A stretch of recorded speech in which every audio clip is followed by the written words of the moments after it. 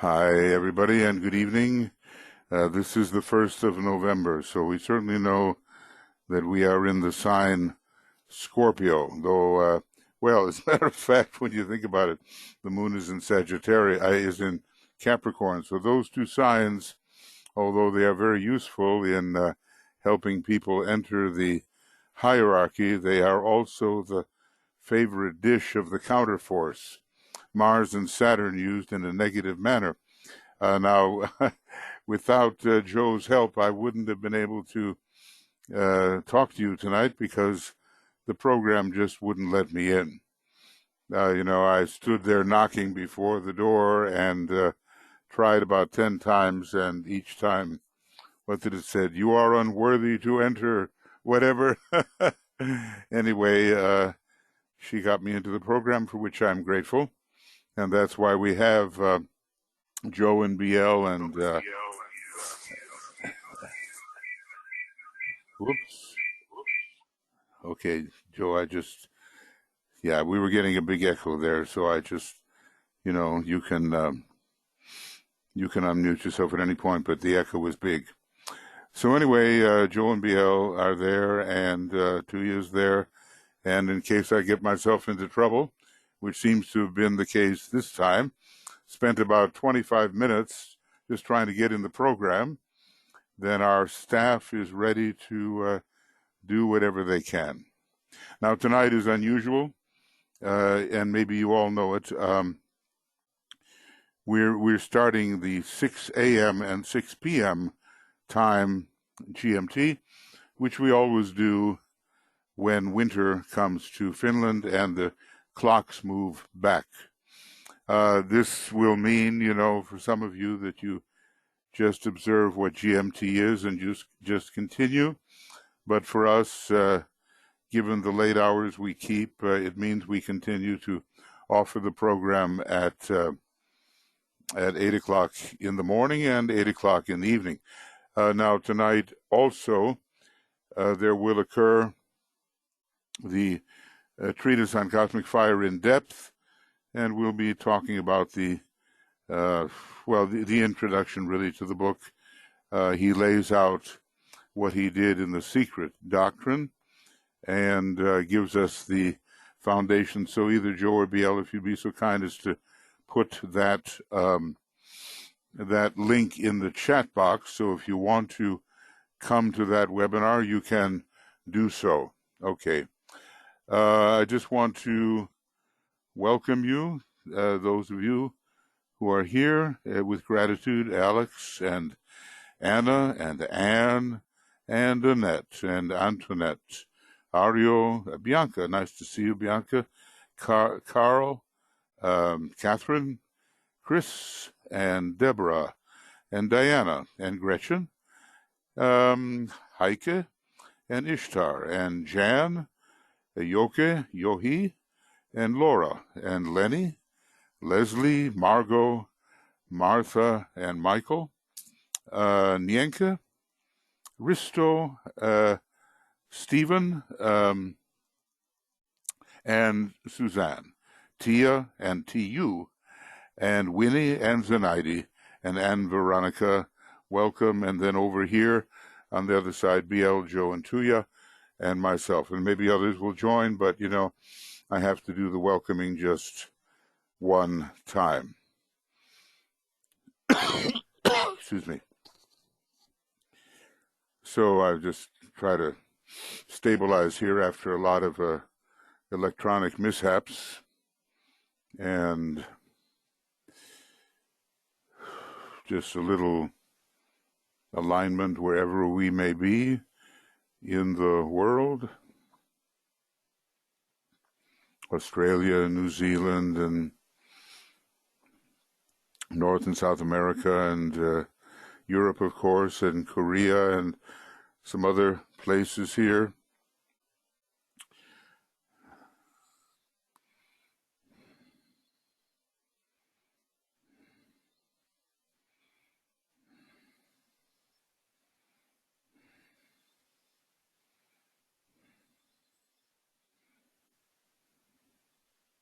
And our task, it's such a circus, the way people are treating each other as they try to gain advantage in their own countries, and there's not genuine relationships. So, there's a falsification and a certain sneakiness and manipulation going on all the time, and people are not playing fair, The truth is not welcome. If the truth might put your side or your part at a disadvantage, or so you think.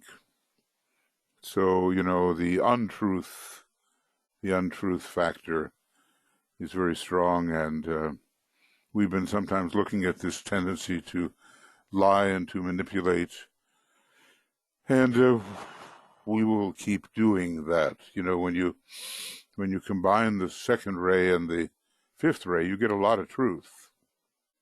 But when you put the first and third together, if it's not highly developed, you can get a lot of misrepresentation simply for the sake of power.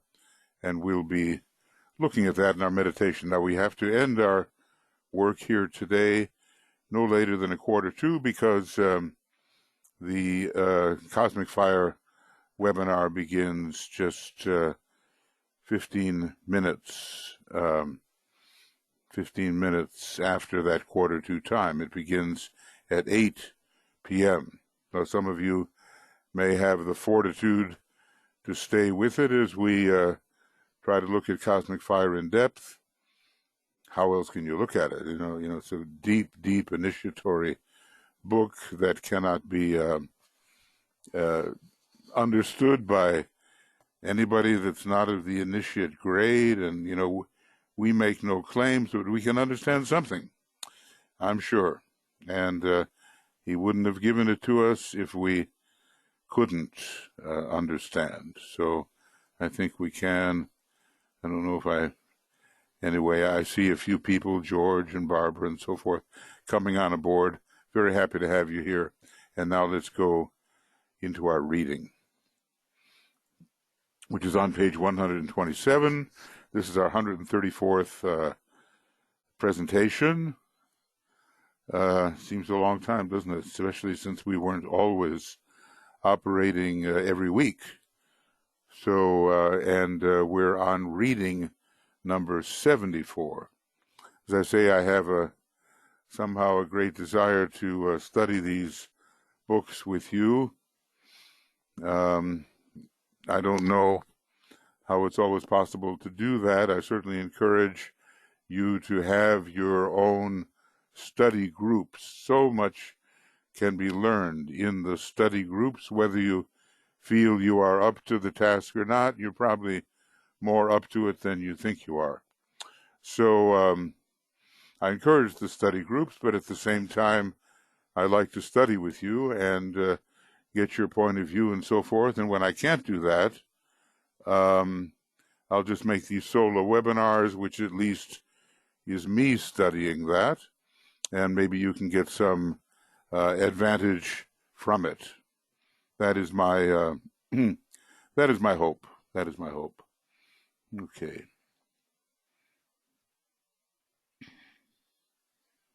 All right. So he says, and he warns us, I placed a lot of material in a very condensed manner here. Very condensed form, but that's all that's possible at this time. And basically he was educating his Dissipation of Glamour group, which is the second group in the seed groups, and to try to clarify the atmosphere through which we inevitably have to try to see reality. And if it's very thick with glamour and illusion and even the chaos of Maya, running here and there, rushing from point to point and all of that, we're not going to see clearly. And we want to be able to see clearly. Okay. So anyway, let's go on. I always try to get a little bracket in there in case there's something to possibly write. So for a long time, the sense of dualism pervades the disciples' being. Now that's so true, this sense of the pairs of opposites, the higher and the lower, and pulled up and pulled down, and we are what he calls sometimes the wretched aspirant, being pulled in two directions, and we're, sort of the disciple is in the middle. The soul's on one side, the personality forms on the other, lower. It's the vertical pairs of opposites, and we are torn by those conflicting dualities. Now, one of the things we've been trying to do in the Identify as Being group is transfer our innate sense of dualism into a sense of monism. And you'll recognize that M-O-N in the word monad and monk, and it means the one. And it's one thing to talk about the one, but we usually do so from a dualistic position. And now we try to fathom what oneness really is. But anyway, it's a long time that this dualism is pervading our nature, and our life, his life, appears to be a ceaseless conflict between the pairs of opposites. Now just reflect back on your life a little bit, and I'm sure you will find moments, times when you were very much torn. And always between higher and higher pairs of opposites. It's not just the dregs of the personality that pull you down, but maybe something not quite as good as the soul. I remember a time in my life 50 years ago when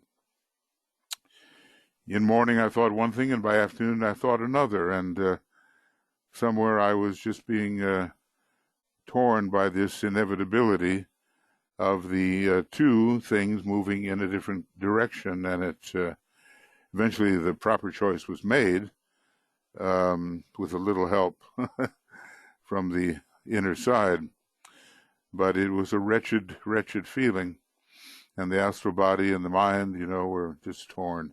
Maybe you've had that, and if you have, just make a note of it. So ceaseless conflict between the pairs of opposites. The battle of the contraries is taking place consciously in the disciple's life. And the whole World War II was about the dweller and the angel, and the dweller on the threshold, which certain nations represented, was posed dramatically against humanity's better angel. He alternates between the experiences of the past and a recollection, of the experience of initiation through which he has passed. Maybe not all that sharp a recollection, but, the feeling. I guess by the time we take the third degree, we should recollect pretty well, although it's not infallibly so that it is. There's this story of Roberto Assagioli. F, C, and D were his initials there. Freedom from ties, and a chela-ship and detachment. Those were his initials. And he was obviously a third-degree initiate, an initiate disciple, and the Tibetan had to help him remember an interview that he had with his master, the master K.H., during the hours of sleep, because Roberto Assagioli he couldn't really reconstruct it. So even an initiate of the third degree may not remember all those inner things that occur. But so anyway, he alternates between the experiences of the past and a recollection of the experience of initiation through which he has passed. with the emphasis, first of all, in the earlier experiences. Later, in the final great experience, which is so deeply colored, his inner life. So, it's contrasting tendencies, and we really have to be aware that these things take place within our nature, and we have to be ready for them. How to be ready for them? Well, maybe the noble middle path is the way. And then, of course, the ability to identify with the higher of the pairs of opposites through detachment and concentration and visualization and whatever you can bring of a skill to help you do that. So, but meanwhile, it's rough being pulled in two directions, or as they say, being driven up and down the land. It's a metaphorical way of describing the experience. He has prolonged moments wherein he is the baffled disciple, confused and not knowing quite what to do and what will come next, struggling with glamour, and brief moments wherein he is the triumphant initiate. In other words, his consciousness rises to the state that it was within the causal body when he was receiving the accolade of initiation, whether it's the first degree, second, or third. I think those are the only degrees we should talk about very much, because it's quite obvious that the students of these things, well, Master DK isn't really even teaching candidates for the fourth degree, but for the first 3 degrees he does teach. So there are moments when it's as they say, God's in his heaven and all's right with the world. This is something the mystics sometimes say, God's in his heaven and all's right with the world. And then, of course, the plunge down the hill and back into the world of pain and confusion and wrong attraction and all the rest. He discovers in himself, after lengthy self-observation, you've got to be able to truthfully look at yourself, which is not so easily found. He discovers in himself the source of glamour and illusion and the lure of Maya. That word lure, you know what happens to a fish when they follow that shiny object? There is a hidden hook. You go fly fishing. I've never really done that, but there is a hook hidden in that bright and shiny object of unreality, and we can get hooked similarly. So he discovers what are these sources, maybe what they come from, until the moment arrives when again he stands before the portal and faces the major dualities of his own particular little cosmos, the dweller and the angel. And we might say that is the, let's say, the fourth facing. First you face the issue of the physical body, then of the emotional, then of the mental, lower mental, and then the angel on the higher mental plane, the angel of the presence really, faces off with the integrated personality. And it's quite a battle royal, because the personality has much to recommend it, of course, and yet it can be a very strong obstacle to the achieving of that selfless, sacrificial, loving attitude that is necessary for a member of the hierarchy. At first, now this is called suppression of the sublime, or retreating in the face of the light. At first he fears the angel and dreads the light which streams from that angel's countenance, the face. Back in the Atlantean days, the big battle was between lords of the shining countenance and lords of the dark face. And in both cases, the face or the countenance was given. Some of you may have seen some of those wonderful films, The Lord of the Rings, and you notice there were kind of four horsemen who were not on the good side, and you looked into their face, and all you saw was blackness. They were quite terrifying figures, these lords of the dark face. Matter of fact, when I think about Tolkien, he was a Capricorn with Leo rising, and I do believe he was writing about the astral plane, particularly because he called it Middle Earth. Well, Earth is dense physical, etheric physical, astral, and lower mental. And the Middle Earth is the astral plane, and some of the things, obviously, that were occurring there are not easy to see as occurring on the dense physical plane.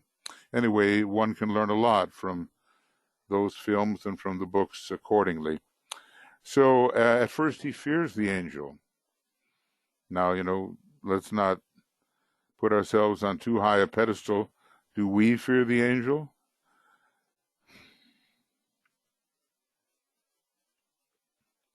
And dreads the light which streams from the angel's countenance, the shining face, the shining countenance, because, and this is a tough experience, because it throws into vivid reality the nature of the dweller, who is himself. And sometimes when you see that, it's, it's really disappointing would be a mild word, even terrifying. You say, is all that kind of responsiveness in me? But then again, we are all things and all people, and our true identity includes everything. So I guess we have to be ready for the revelation of the reality of what our lower self really is before it is beautifully regenerated. He senses as never before the formidable task ahead of him and the true significance of the undertaking to which he has pledged himself, because, what is he here? He is a pledged, is this correct? No. Well, I'll just write it out. Disciple. He's a pledged disciple. And, of course, look, have we taken our pledge? Have we made our promise? Are we just a fair weather aspirant going after spiritual things when we feel like it? Or do we manage to go forward through thick and thin?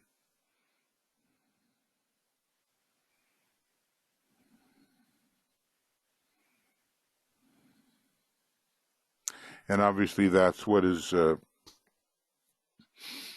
hoped, when Scorpio starts rooting discipleship and Sagittarius, the one-pointed disciple.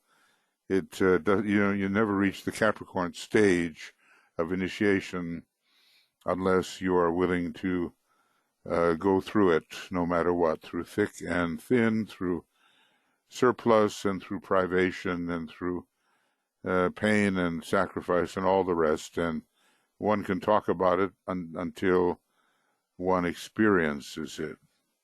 Little by little, two things emerge with startling clarity in his mind. Remember, the Tibetan doesn't exaggerate. Matter of fact, if anything, he tends to be a bit of a minimalist.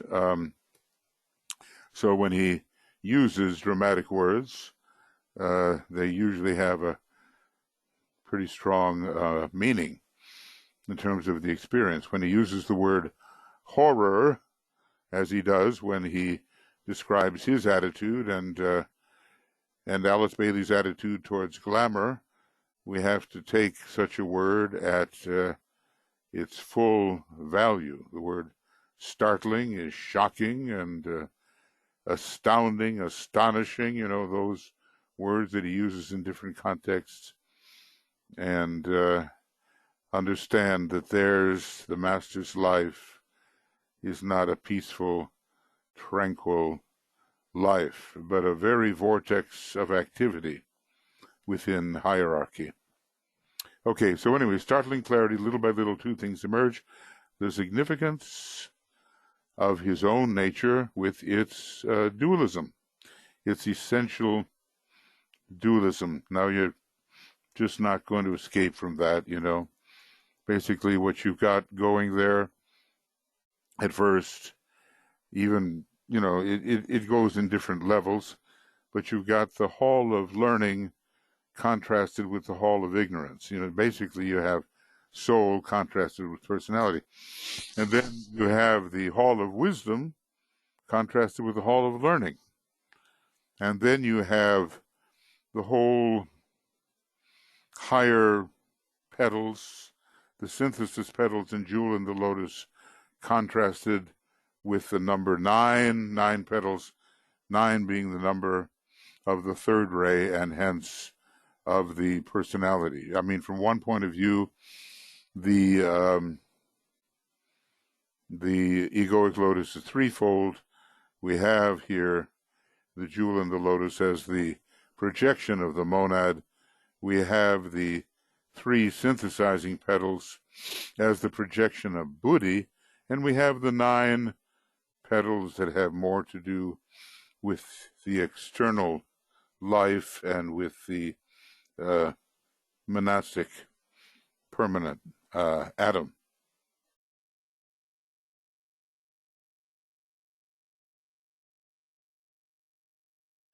Okay, so startling clarity. We're dualistic, and if we want to overcome that dualism, special disciplines are required, and a length of time, but the time equation is more or less in our hands. Number 2, the recognition of the relationship between the pairs of opposites with which he, as a disciple, has to work. And that's kind of interesting because it's a triplicity here, isn't it?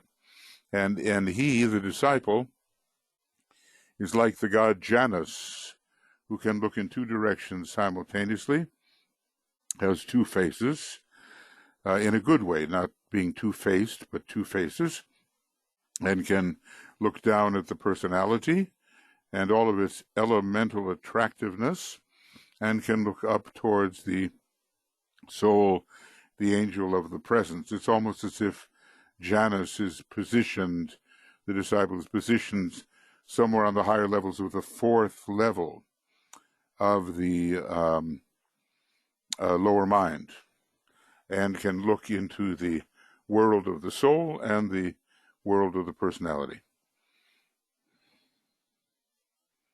Now, maybe, you can find a way and a time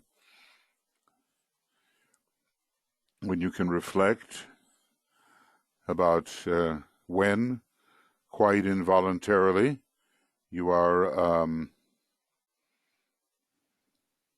acting as a personality.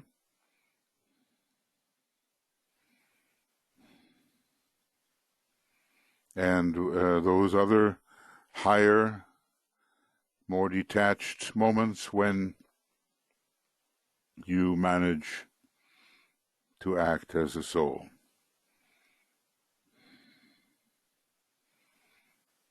And, things come upon you quickly. So you have to be vigilant and ready, because it's possible to slip into the personality relatively rapidly and not know what happened. Once he grasps the relationship of the lower major duality, he's hinting here, the personality and the soul, and believe me, that is our first objective, because, there's not many of us who really has mastered that particular opposition or balanced them and made the personality really a sub-ray of the soul ray and so forth. We can talk about it, but really takes some doing. Then, he is then prepared to pass on to the higher reality, that of the integrated self, capital S, personality and soul, and its relation to the presence. The presence, this is a really important statement. Really important. And I'm just going to somehow emphasize it. The presence is a projection of the monad. And we're not, most of us, in position to do this yet until we have managed the first duality. But then, of course, what happens is you have the soul-infused personality, and it faces the monad triad, you might say, and again there's a duality. And this time the duality has really to be solved by understanding the principle of oneness, or of inclusion, of a formless pervasion. You know, I use a lot of words, but talk about these things in our identify as being group. Okay, so we become an integrated self, more and more of a soul-infused personality, but what we want to be, finally, is a monadically infused, soul-infused personality. Now think about that for just a moment. A monadically infused, soul-infused personality. That's what we really need to be. And the key there is contemplation, being the object you contemplate, a very Libran thing in a way, and identification. And the highest form of identification somehow ends in the sign Pisces.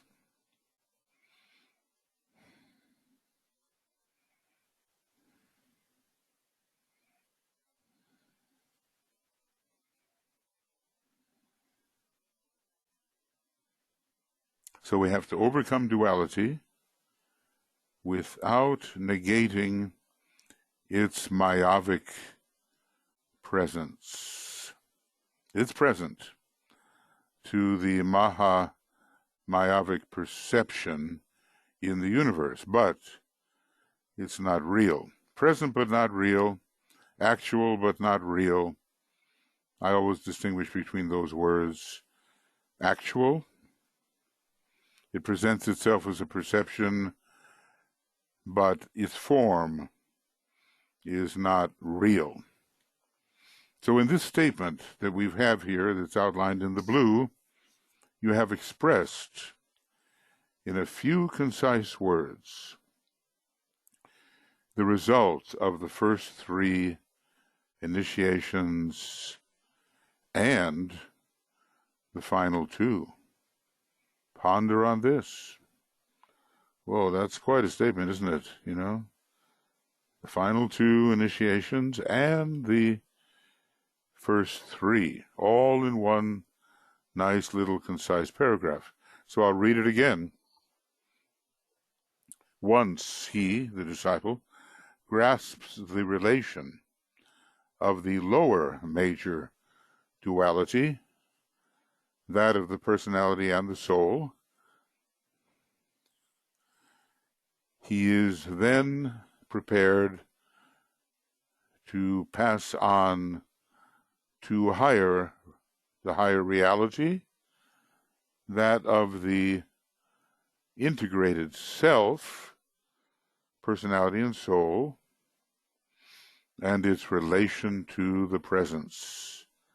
Now, as stated, most of us are still very much involved in bringing the soul energy into our consciousness and feeling the unity and the harmony and the non-separativeness of those things we perceive. Most of us are busy with that, and it's okay. It's okay. It's where we are. But then, DK gives us a further curriculum, doesn't he? He gives us a further curriculum, and we try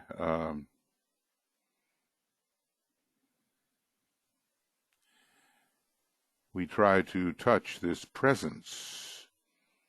It's formless, and it's real, and it's really a reflection of the inner essence of things. And finally, if you go deep enough, it's somehow identical with absoluteness.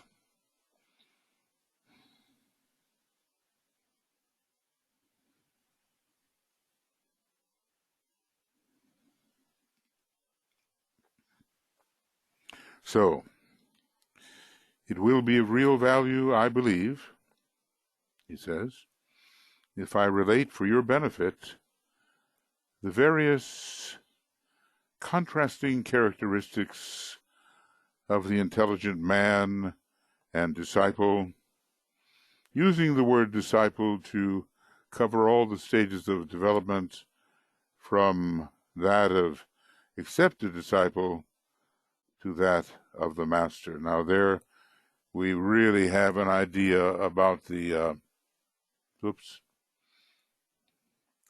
about the flexibility of this word, disciple. It applies to the higher initiations as well, but let's be realistic. The solar angel is a disciple. The Christ is a disciple of Sanat Kumara. Sanat Kumara, as the planetary logos, is the disciple of the solar logos, and on it goes. But for our practical purposes and thinking within the scope, we can usually think we'll go all the way to the fifth initiation from that period of time, somewhat before the second initiation, when it is possible to become an accepted disciple. Now, it's also possible to go on beyond the second initiation and never be an accepted disciple, because there's something about the relationship between the accepted disciple and the master. It has to do with past experience together. So it doesn't necessarily mean that if you're not an accepted disciple that you're not achieving. But the master takes on a particular type of responsibility for those he deems to be accepted disciples of his. And boy, look at that responsibility that he undertook to write those letters every 6 months or every year. Or there was only one time when the Second World War was just full on that it maybe have been a 2-year hiatus between letters, but usually it was every 6 months. That was a tremendous labor, and as he said, for him it was a labor of love, and for Alice Bailey it was a labor because she was being loaned in a way to the Tibetan ashram from Master K.H.'s ashram to do these letters and communication with those who were approaching his, that is DK's, ashram. So, the various contrasting characteristics, there is naught but the hierarchy, all the way up to the metaphorical so-called top of the universe, the top of the pyramid, top of the universal pyramid. There is naught but the hierarchy, which is a term denoting a steady progress from a lower state of being and of consciousness to a higher. And it's a gradual progression. It's not just playing leapfrog and jumping from space to space. We have to fulfill all the requirements along the way, and it is hard work. And so many people that get into it, with great expectations, they really discover, whoa, there's more to this than I thought, and they may, having put their hand to the plow, they may have turned back because it's just more than they expected. But let us who follow these things not be among those who turn back. Let us keep going. So anyway, this is what hierarchy is. One of the definitions, a term denoting a steady, notice the steadiness, because it's basically a second ray center, and the second ray just no leeway, no let up, steady as she goes until the achievement is accomplished. Not a lot of jumping around, maybe like the first ray and the third ray might have. First ray goes crashing through when it feels like it, and the third ray jumps from here to there. So this is, in every case, the state of consciousness of some being, limited and confined and controlled by substance. Well, we are those beings. We are limited and confined. We're in some kind of progression of which some great being is they use the word hyparxis, means kind of like head of the hierarchy. And that is this word, hyparxis. I hope that's spelled correctly.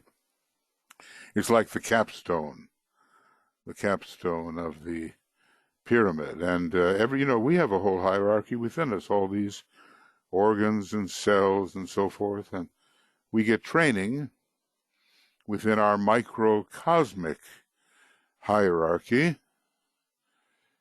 and to take on greater and greater responsibilities. One day, you and I will organize an ashram, and we will be responsible, and we will stand as the hyparxis, or the monadic point to that hierarchy, and we'll see what we will do. As I often repeated, and as he has said, quite a number of fifth-degree initiates are really needed for the development in the future. And, the door is open to those who truly strive. You will note that I say substance and not form, for it is in reality substance which controls the spirit for a very long cycle of expression. Well, substance is always that which underlies the form, or underlies a lower type of material aspect. It is not matter that controls. I mean, in this case, he means gross matter. In a way, everything in the whole universe is matter, which is why Master Kutumi allowed himself to joke that, don't you know, we are all materialists. And he was speaking of the Master. But, of course, there was a tremendous hint in what he was saying about what material really was. To me, as I go on to it and think about it, material is one's own self-reflection, at least of the universal logos. Now, that's quite a statement. Material as a self-reflection. Well, maybe, we'll get into it more and more, and it will mean something. So, substance and form is what happens when you put matter and substance together in geometrical configurations, and maybe some of them beautiful and some of them not so beautiful, but it depends upon the mode of aggregation coming together, the mode of aggregation of matter substance. So substance controls the spirit for a long, long time. And let's just say, if I can make sense here, that the etheric matter is substantial to gross, dense matter. Astral matter is substantial to etheric matter. Mental matter is substantial to astral matter, and higher mental matter is substantial to lower mental matter, and to all the different kinds of materials that were substantial to still lower expressions vibratorily beneath them. So it is not matter, per se, that controls, for the reason that gross matter is always controlled by the forces which are esoterically regarded as etheric in nature, and therefore as substance and not form.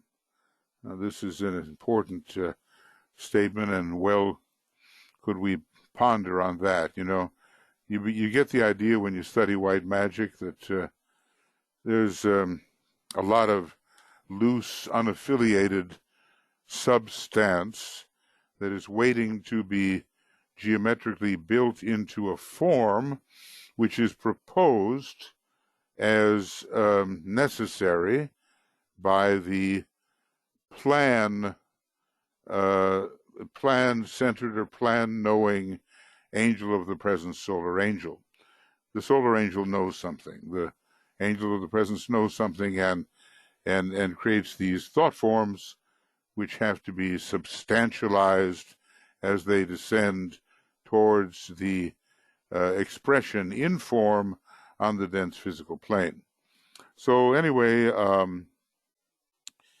the dense physical matter controlled by substance, etheric in nature, and then I went through the whole thing to show you that really every higher plane is, in a way, substantial to every lower plane. You know, if I was going to look at this big map, and it is a big one, the two you created here, DK, the two you got it in different forms, colored and related properly.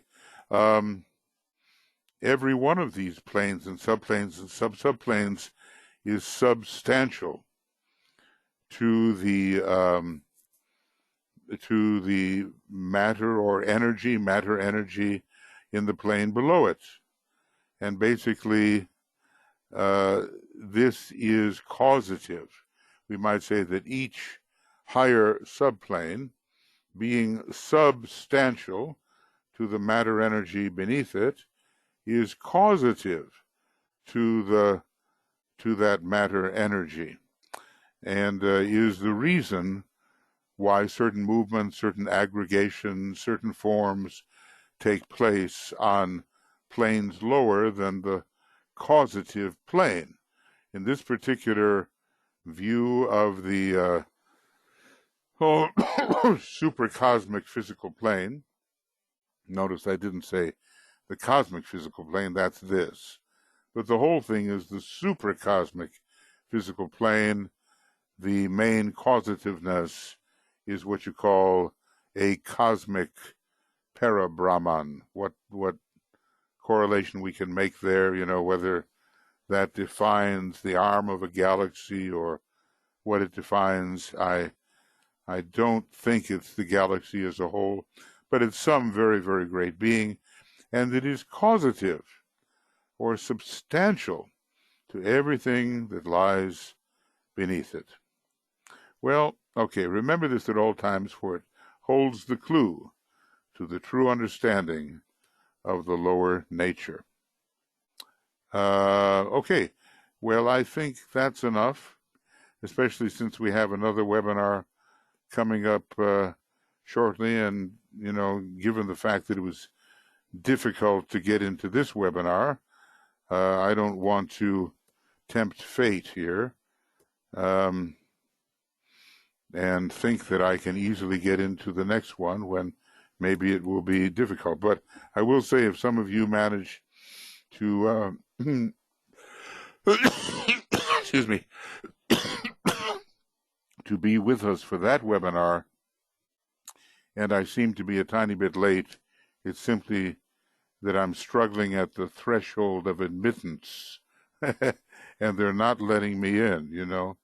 But I think Joe is here, and BL, and probably one of them will give me a hand if I am in trouble.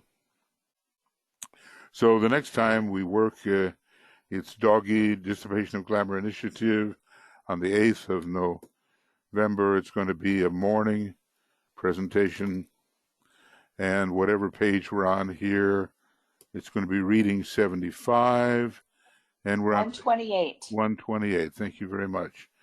Okay, well, you know, we try to go deep here and not rushing through, and I'm sure you'll see and value and understand the reason for that. Okay, so, all right, now, so presumably some of you have made some notes. Some of you have been triggered to want to share something or say something or ask something, whatever. So I open up the floor to you as you may wish to carry the conversation into a particular subject which is of interest to you. Okay. Yeah, okay, we've seen here the duality and how a man grasps his dual nature, and a lower duality, which is still higher for us, because we're not yet soul-infused personalities entirely, and a higher duality. I have a feeling that if we were really, really soul-infused personalities, we would be knocking at the door of the fourth initiation.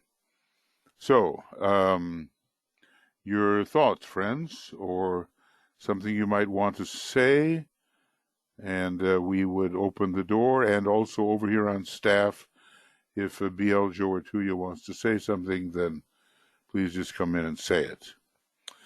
So,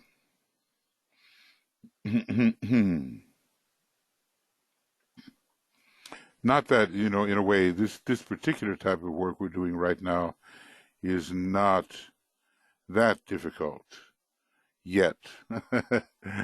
Some of it is a little abstruse, but not too bad. Not too bad, you know, and you might want to ask yourself, which set of dualities am I dealing with here?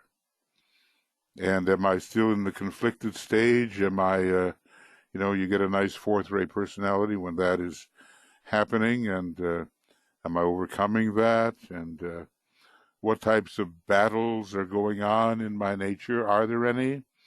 Because remember that Master DK said, see that you battle. And of course, he was talking about the big battle, participating in the subjectively in the Second World War, which has been called the Armageddon by many. Okay, I'm looking. Anything to be said?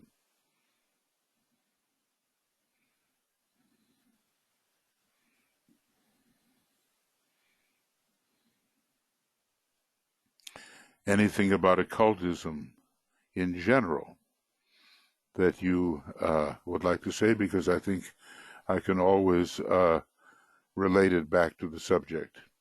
You know how it goes in this great sphere of occult learning. Everything can be related to everything else. That's the nice thing about this unified field of occult knowledge.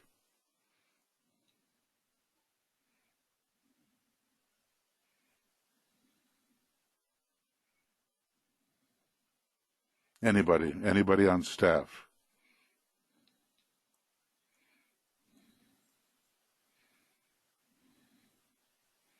Now, either I've been very unclear in what I've been saying, or you look at the subject and consider it too difficult, or that's why I suggest, you know, take your notes as you, aha, a question mark appears, and there's George, and he says, hi, I am battling in my isolation. I don't know if that is a technical statement, George, or whether, in other words, having to do with being isolated and not be able to bring in, not be able to get into the program, or whether it's a more metaphorical statement about what one feels. I want to say something about isolation. You know, at first, when we study these things, it's very well that we study on our own and not immediately gain a dependency on other people. We arrive at things on our own.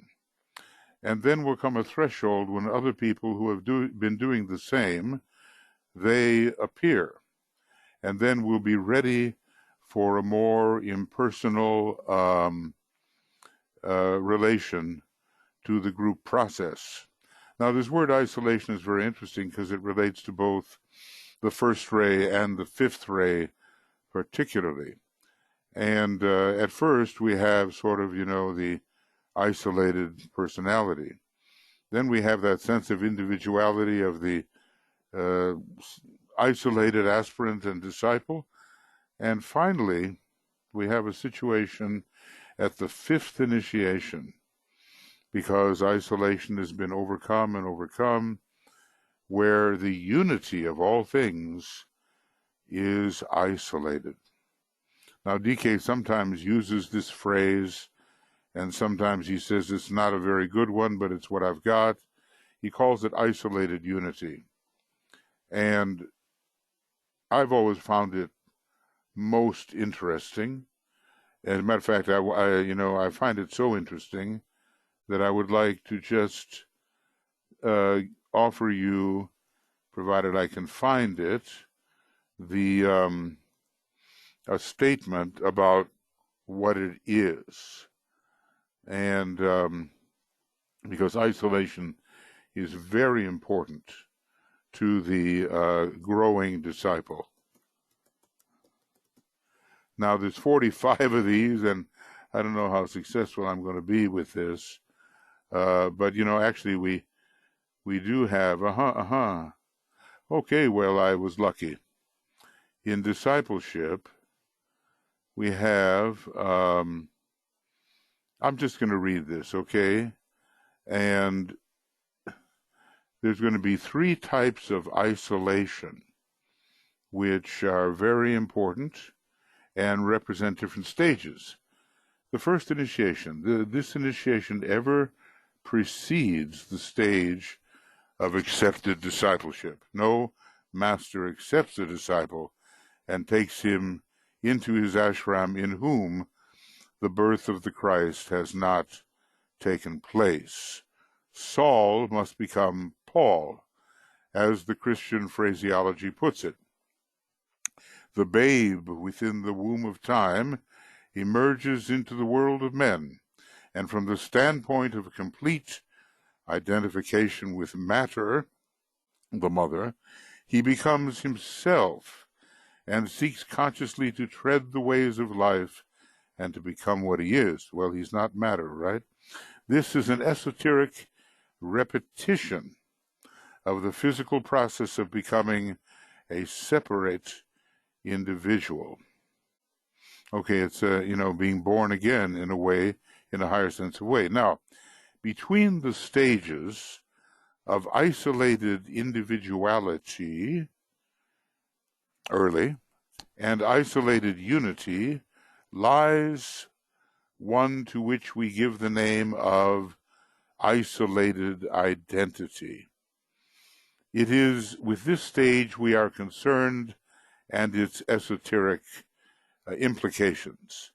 Isolated unity describes the stage the master has reached. And notice that in the word isolated, the SOL, which means the sun, is found. And one of the things that we notice is that the fifth initiation involves the sun very much, the soul. And, it's sort of the wholeness of things, as well as they contain the many parts and pieces. So isolated unity describes the stage which the master has reached. Isolated individuality is that of the disciple, up to a certain point, right?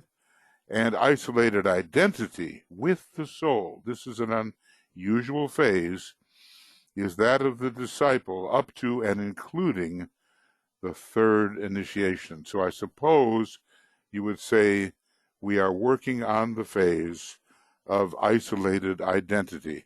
Now here's a little bit about that. Isolated unity is the consummation of the Aryan consciousness. Isolated identity is related to the Atlantean consciousness from the angle of the higher correspondence. Isolated unity is connected with the mental plane, is governed by the fifth ray of concrete knowledge or science, and I might add the first ray has its role to play, and is a reflection of the will to know. Isolated identity is connected with the astral plane, is governed by the sixth ray of devotion or idealistic sensitivity. Note when he gives different ray names for the same ray. Here is one for the sixth ray, which is very good. Isolated sensitivity, and is a reflection, distorted and unstable, of the will to love. Isolated individuality, this is the lower one, is connected with the expression upon the physical plane, is governed by the third ray of active intelligence, and is a reflection, again, distorted and unsure of the will to be. So this is really worth considering here on page 709 of Discipleship in the New Age, Volume 2. I mean, if we are afraid in any way of isolation, and many people are, then the full advantages of discipleship will not be ours, and the achievement of what a disciple can achieve will be delayed. So think about your relationship to isolation. And, of course, there's even something way before that. You might call it isolated personality, It's a keynote of Cancer. Let isolation rule, and yet the crowd exists, and it's all about the mass consciousness. But he's taking us right into discipleship. And, I would say that as we become more identified as a soul and more soul infused, even in that first phase that we've been talking about, we're coming more and more into isolated identity, and are leaving behind the isolated individuality, because in that isolated individuality, the soul is not so important, but in isolated identity, it is. And then there are other things to be said here. And I would say, that for most of us, we are moving from a stage of isolated individuality into a state of isolated identity. So study these words in Discipleship Volume 2. And let me just say, friends, if you don't have an Alice Bailey CD-ROM, and some people say, well, I can't use it because I've got an Apple computer, there's still a way to use it. You can get one of those transformation programs. You should get the Alice Bailey CD-ROM, because there's just, it just saves just hundreds of hours, really. I remember the old method, the index and all the things that they left out, and this catches every term. And if it doesn't, it's a mistake. Okay, anyway, maybe this isolation idea was just about not being able to get into the program, but I wanted to expand upon the importance of moving gradually towards isolated unity. And I call that in our webinar that we call Identify as Being, I call that infuception. When you can identify as this formless, pervading essence, which is isness, then you're coming into the isolated unity. And in a way, just give a few minutes a day to it and repeat. If you can't do nothing else, repeat to yourself what it's supposed to do and attempt to be sensitive sufficiently to it so you can be able to bring it in. Okay, so here's Kim. Okay, Kim, yeah, sure. Right. Now, of course, ray 1 and ray 5. Look, every ray has its psychopathology. With ray 3 and 6 together, you're just so determined that you have the formula that everybody needs that you just keep pounding them with your point of view and become, a maddening, unpleasant person who's always trying to convert other people to your particular idea. So that's kind of a psychopathology. Rays 2, 4, and 6 can brood in the silence. And if it's positive, they release something beautiful for the world. And if it's negative, it turns out to be insane and destructive. And we've seen a lot about that in these 6-ray people who brood about the religion and orientation of other people, and then just go out and try to kill as many of those people as they possibly can. That's a 2, 4, 6 kind of, especially a 6-ray thing.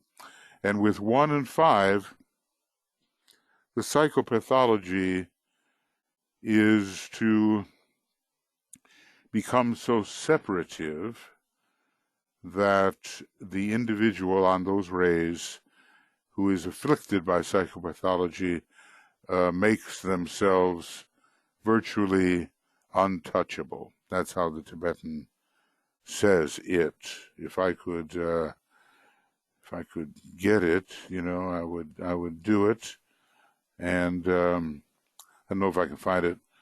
Untouchable. Is there only one? Okay, this condition is found in varying degrees. Oh, golly, look at this. I mean, this is like when the 1st and the 5th ray go crazy. There are those who become amazingly self-conscious, aware of themselves as centers of thought, narcissistic. They are obsessed with their own wisdom, their power, and their creative capacity. They pass rapidly into a state of complete isolation or separateness. This can lead to acute megalomania, to an intense preoccupation with and an admiring satisfaction with the self, the lower self, the personality. The emotional, feeling, desire nature is utterly under the control of the dynamic, self-centered point of thought, which is all of which the man is aware at this time. Do some people on the world stage behave in this manner? You bet they do.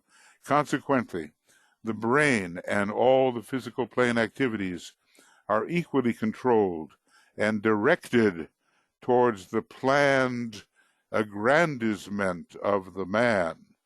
Great, great, great, great. Make X great again. Make me great again. Whatever. This condition is found in varying degrees according to the point in evolution and the ray type, and in the early stages is curable. If it is persisted in, however, it makes the man eventually untouchable, for he becomes entrenched in a rampart of his own thought forms concerning himself and his activities. When curable, and sometimes only death is the cure, When curable, the effort should be made to decentralize the subject by the evocation of another and higher interest, by the development of the social consciousness, and, if possible, by contact with the soul. This condition is often the struggle point of the first and fifth ray personality. So look here, page 461, 462, and you're going to see how the rays can be misused in the earlier stages before people really know what it is, have suffered enough to live the spiritual life. All right, so where are we here? Okay, hold on. I just have to find myself. Yeah, okay. Don't we all? Okay, George, let's see what you have to say here. I think it was something else. Go to the question pane. Elvis Bailey, I have felt the soul-infused personality. I'm very grateful for what we're doing here. Yes, thank you, George. Sometimes hit, sometimes miss, but we try to spiritualize our life. And we try to become soul-infused personalities, stage one of overcoming this sense of dualism. And we have a different kind of isolation, which is quite desirable. And that doesn't mean that though you have isolated the unity, that you cannot deal with the unity. You cannot deal with the parts of the unity. You can. The masters show how very practical they are. They can deal with it. But and yet they have that perspective where the oneness of things is also showing itself. Okay. Well, friends, as I said, I may, it won't happen every time, but when we're on the evening schedule, and to the extent it's possible to continue with the cosmic fire work, it will happen. And the webinar will be following very shortly. The webinar on cosmic fire will be following our webinar here very shortly. And I think Joe or BL, we do have, don't we? Somewhere here, do we have the link for the cosmic fire webinar? Because no, we don't. Okay, so can you put that in? We've got Francis coming up, which is great, but we should put the link for the cosmic fire webinar so you can I'll work on that. Copy that and join us if you wish. Now I know it's a lot of webinaring for a a span of time, but just think when you look at those Tibetan libraries, I think Tuya tells me about whoa, what's that? That was interesting. Okay, I don't know, there's something there that looks huge. It's in the question box. I don't know what it is even. But anyway, that there, in Tibet there are these rooms that are libraries, and it's just floor to high ceiling scrolls, probably so many of which have not yet been translated into English or into the Western languages. So there's a lot of study that is desirable, and we didn't, the Tibetan didn't become as he became by ignoring his studies and his meditations. Centuries of it. For someone like him, it's just got to be centuries of it. He was already a significant scholar in the early days AD. And some of the Buddhist traditions talk about him that way. And I don't know, is it Arya Sangha, something like that, and his teacher Nagarjuna, the Naga and the brave one Arjuna, Nagarjuna, Arya, the noble one, and the Sangha, the group, the noble group, more the Tibetan's name. All right, now, so that I don't get beyond myself, and so that it may be possible to actually get into the Cosmic Fire webinar, which is my hope, I will, let's begin our meditation.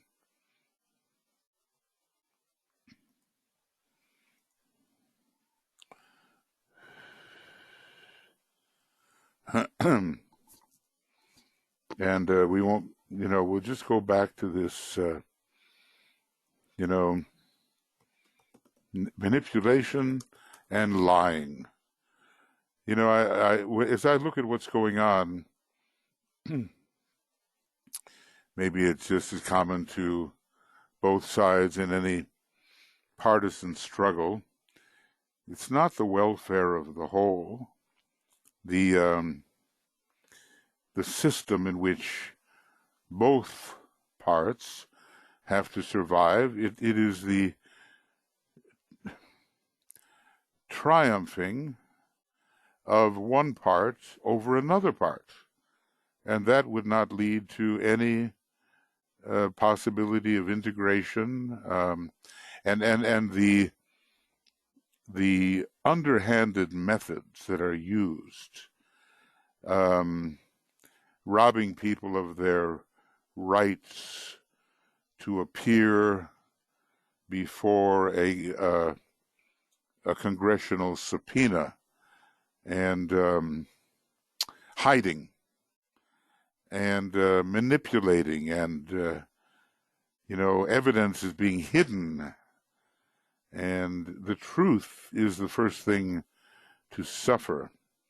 And without the truth, you have nothing to base right action upon. So, we've got to get to the truth, and if the truth is somehow strengthened, this is going on in Europe, in America, I suspect it's going on in Russia, the three great aggregations of countries and states which are meant to be so powerful in the elevation of humanity during the Aquarian Age. Well, they're just being challenged tremendously, and they have to really clean house, This is that political house cleaning that the Tibetan is talking about.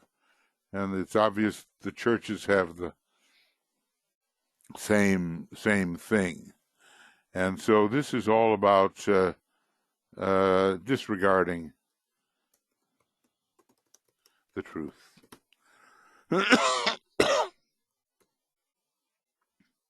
So let's enter into the work, because that's, after all, in a way, the very important thing that we're doing here. We can study, and we must, but the meditation work, is indispensable for the correction of those conditions which are preventing the apprehension of reality.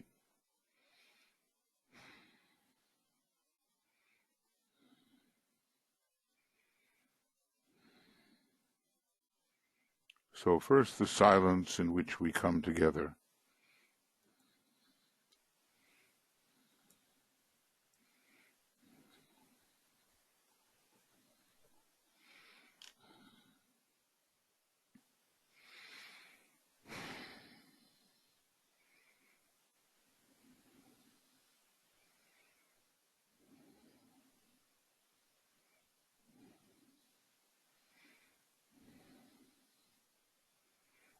And then, to sense something of the unity of the group, regardless of the perceptions of time and space.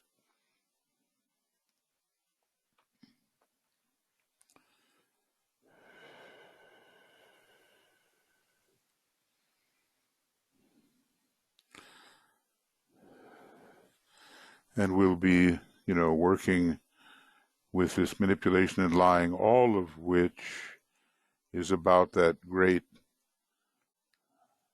opponent, selfishness. Because, it seeks to preserve advantage for the isolated little self.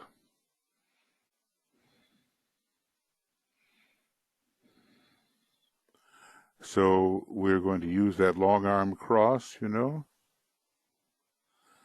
we will say the protective formula, visualizing the tracing of light as we make this sign of divinity before each one of us, and then before, in a way, the whole group, protecting it in this area of expression which is the most difficult for humanity at the present time.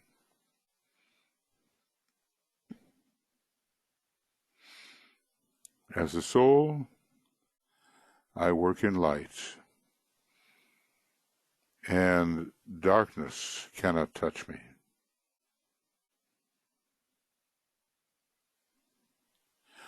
I take my stand within the light. I work, and from that point, I never move.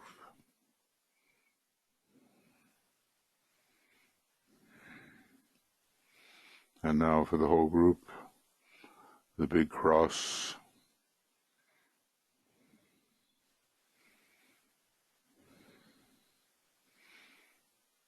And sense this condition of protection which is existing because of tracing the cross with the right attitude. It allows us to bring the light down onto the astral plane where there is so much opposition to the light.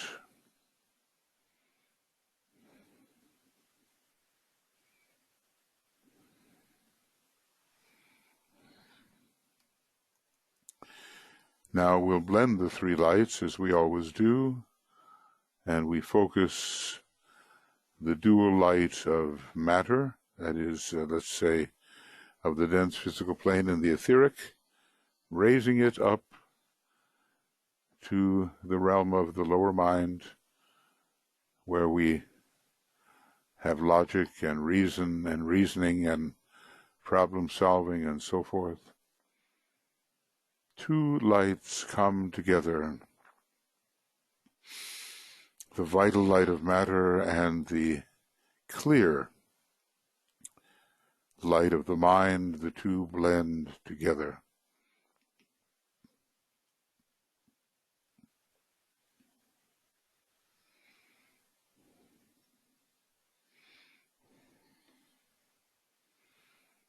And then we bring down the light of the soul. We find it, we feel it, we bring it down.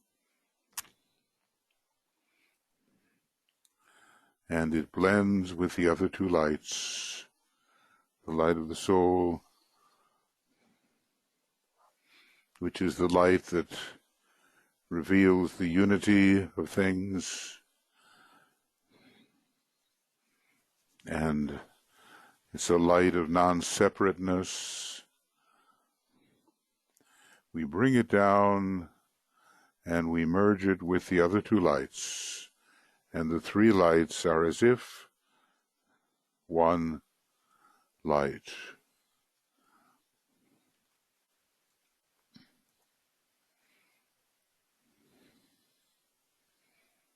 Each one of us does this, and it's good for the group as well.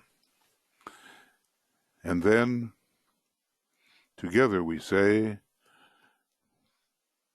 the light is one, and in that light shall we see light. This is the light that turns the darkness into day.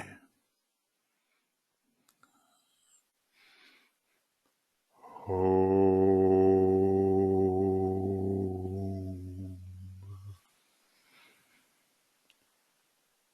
Om.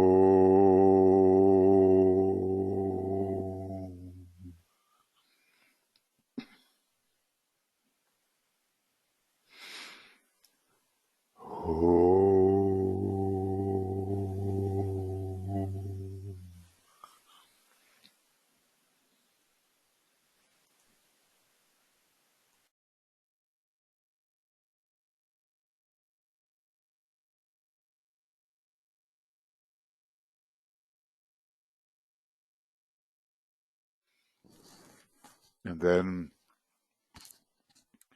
we enter the formula,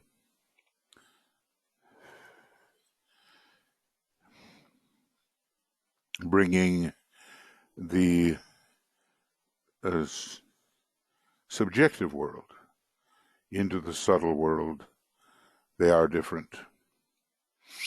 Subjectivity is deeper, in this case, than subtlety, the subtle vehicles. And so we say together, radiance are we and power. We stand forever with our hands stretched out, linking the heavens and the earth.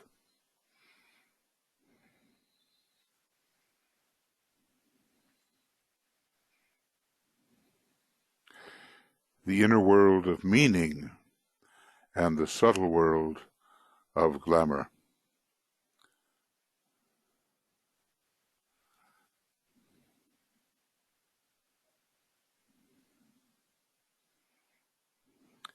We reach into the light and bring it down to meet the need.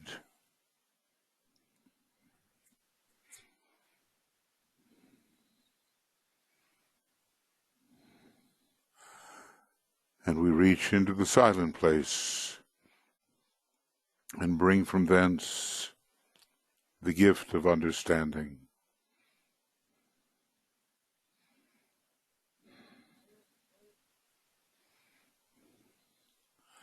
Thus, with the light we work and turn the darkness into day.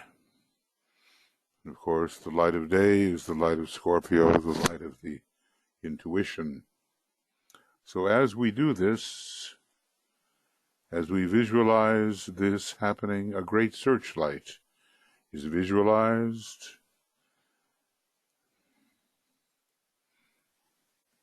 and we together turn that searchlight for discovery of glamour and dissipation of glamour.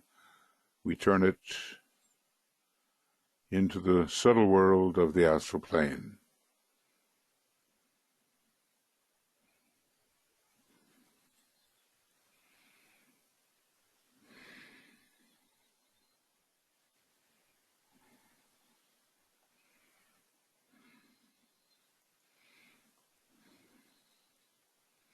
And now we strengthen our beam, that beam which has been generated from all of us as the three lights unite. We strengthen our beam,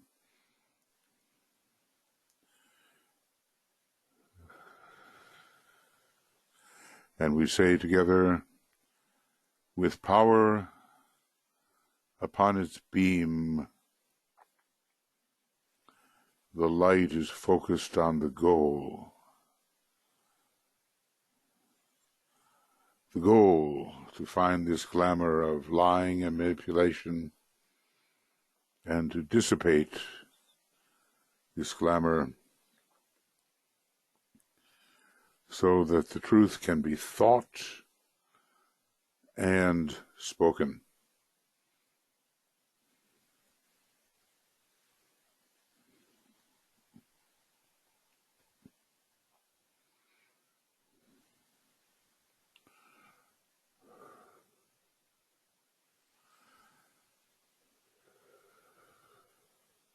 Now, think for a moment of what this political manipulation, really manipulation of all kinds, but it's in the political sphere right now. This political manipulation and lying, think of what it's done over the years. Think of what humanity has lost as a result of this lying and manipulation.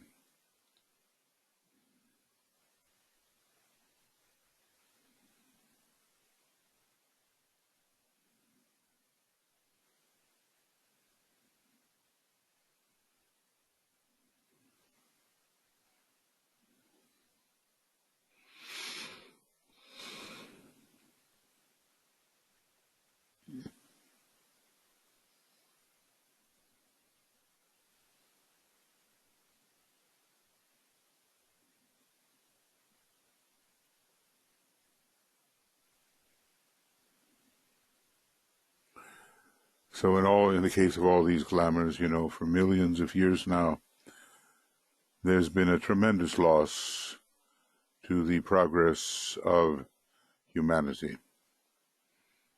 We have to now mount our concerted attack against glamour, and it will intensify over the coming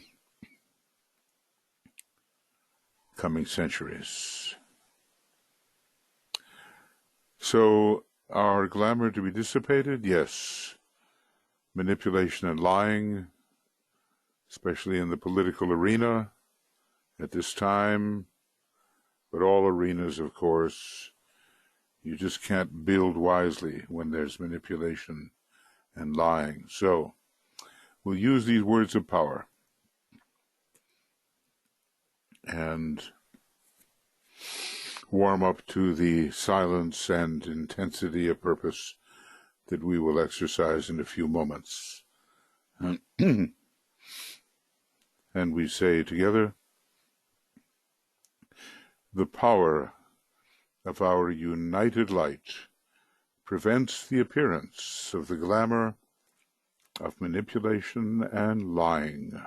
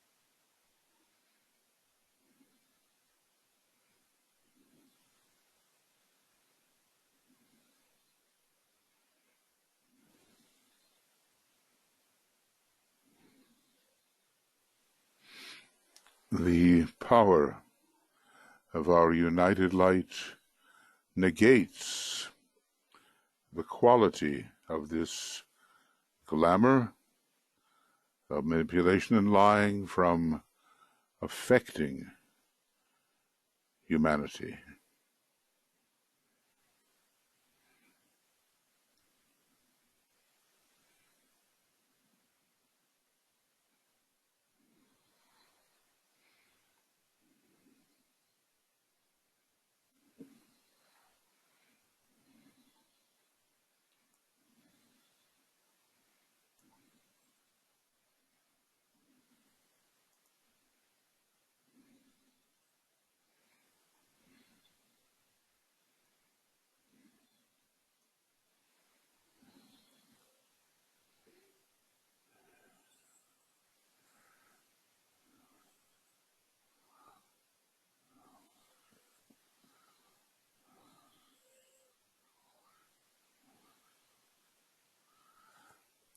the power of our united light destroys the life behind the glamour.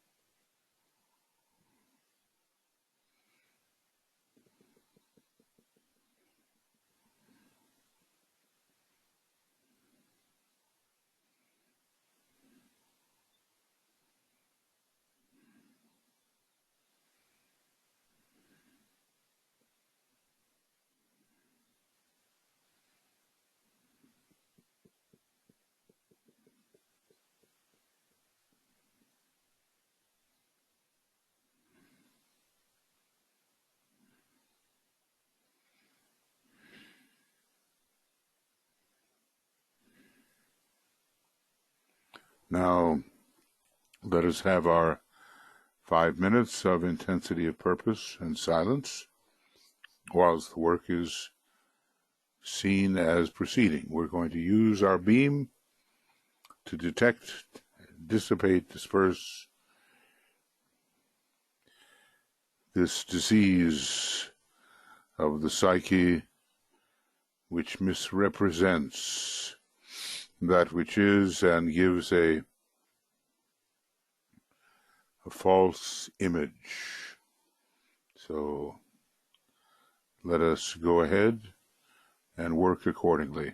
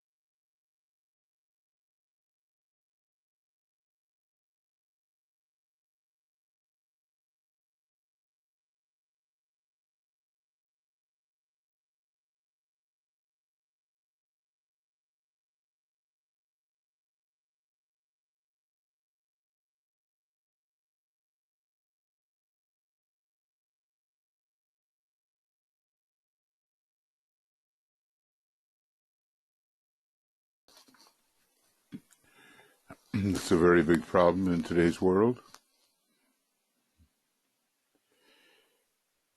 And a limited personality vision and wrong identification and general selfishness are some of the causes. We have to try to clean this up in our own natures and in the governments and churches around us, and we use the creative imagination to do so, so the sun of truth can shine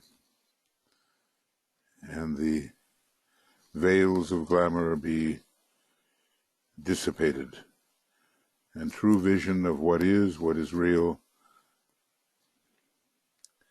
comes to us. And so we withdraw our beam, we imagine that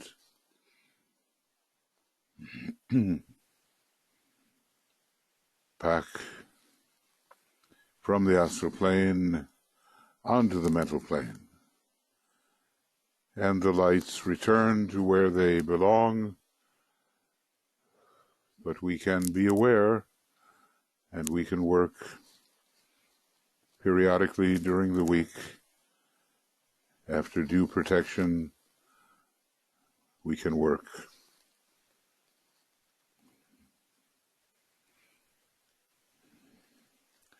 And we turn the searchlight off. We sound the Om 3 times, assuming that work has been done upon the astral plane, yes, but it has affected the illusions we usually encounter upon the lower mental plane and the Maya of the etheric physical plane.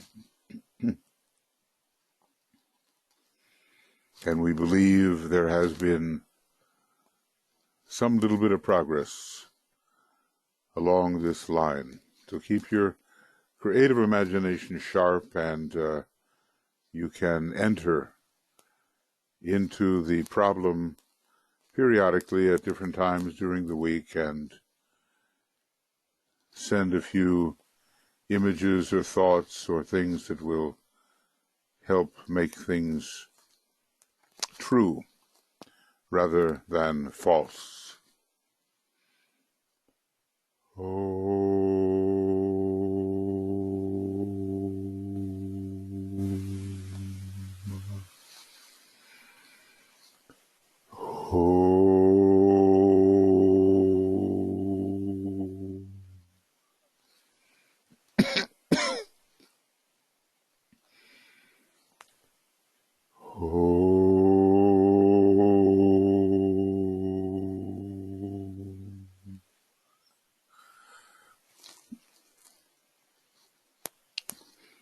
So there will be the end of confusion on the physical etheric plane. There will be order. There will be the end of distortion on the astral plane. And things will be seen in due proportion. And the end of separativeness upon the mental plane and the unity of things perceived. So thank you for attending, friends, and in another few minutes we'll be going on to the cosmic fire work, and appreciate your presence. And this will be converted so that it can be played on any computer and be sent to Makara before long. So many blessings to you, much love and many blessings from all of us on the team. And we're grateful for your presence. And now on to Cosmic Fire, provided I can get there. I'll do my very best. Okay. And Joe, if you just hang on there for a little bit, we'll see what can happen. Okay. Bye-bye for now. So are you ending the recording? I have to end the recording, and I have to switch over to a different link. So end the recording, and then let's talk through